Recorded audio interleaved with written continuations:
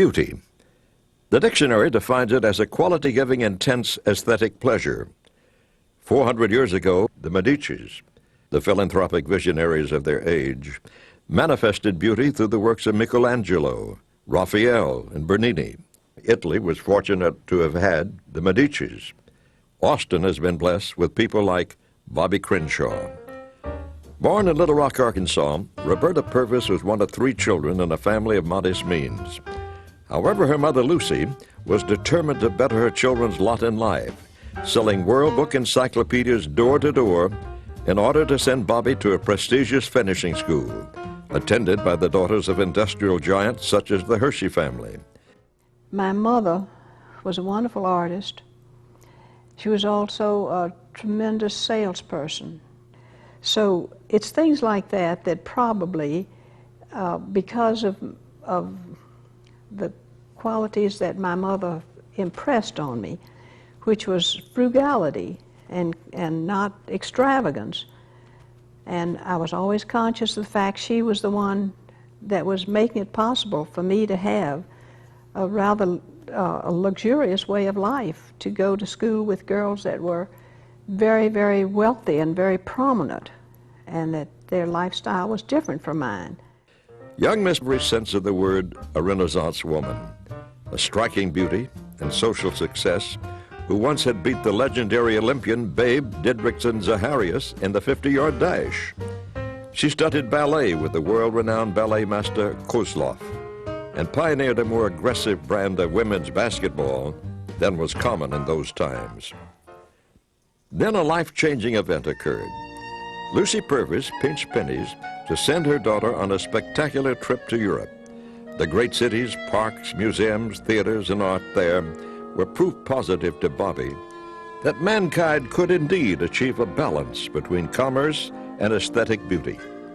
I think having been to Europe and having seen at an early age, those days everyone didn't run to Europe every few hours like they do now.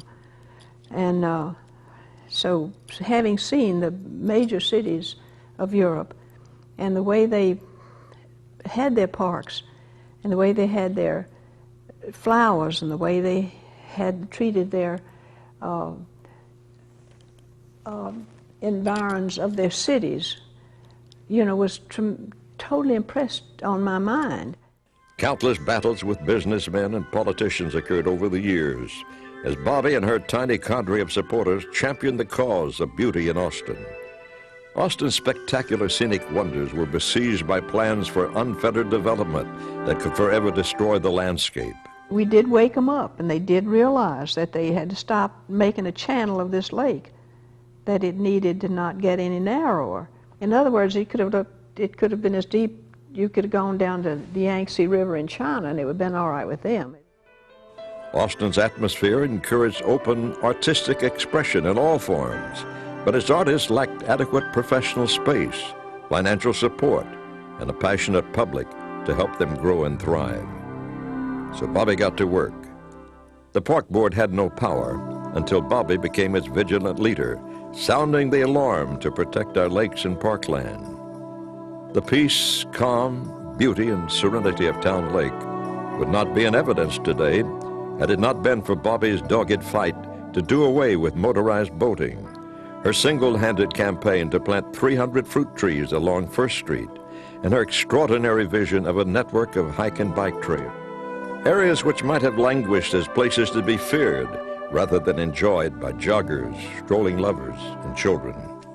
Austin, Texas, with its uniqueness, shouldn't have been preserved to its fullest at the earliest point it could be touched. And I'm telling you, that was getting out of hand back there when I was on the park board. The general idea of the hike and bike trails, which give probably more opportunity for most people in Austin to enjoy the scenic value of Austin than anything else, probably is the most worthwhile thing I've done. Reed Park in West Austin could easily have been the site of townhouses, leaving children and their families without a place of respite nearby, had Bobbie not donated 4 acres of her land. For the performing and visual arts, Bobbie played an important role as benefactor, advisor, and worker for Austin Ballet, the Austin Symphony, and many other performing arts organizations. And the Paramount Theater, where we sit tonight, would not be here were it not for Bobbie and the dozens of Austinites she convinced to join the fight to save Austin's last venerable historic theater. Bobbie envisioned and created the spectacular Umlauf Gardens, exemplifying her passion for both aesthetic and natural beauty. And I do believe that the Umlauf Gardens are one of the most wonderful things that could have happened to this city, because it is a place of respite. It's a place that people can go and can close out the urban city they're in and just kind of think a while. And the new Colorado River Park is currently under design and development, spurred on by Mrs. Crenshaw's gift of 30 acres of waterfront land. The list goes on. There's not one facet of Austin's cultural and scenic development that has not been affected positively in one form or another by Bobbie and friends.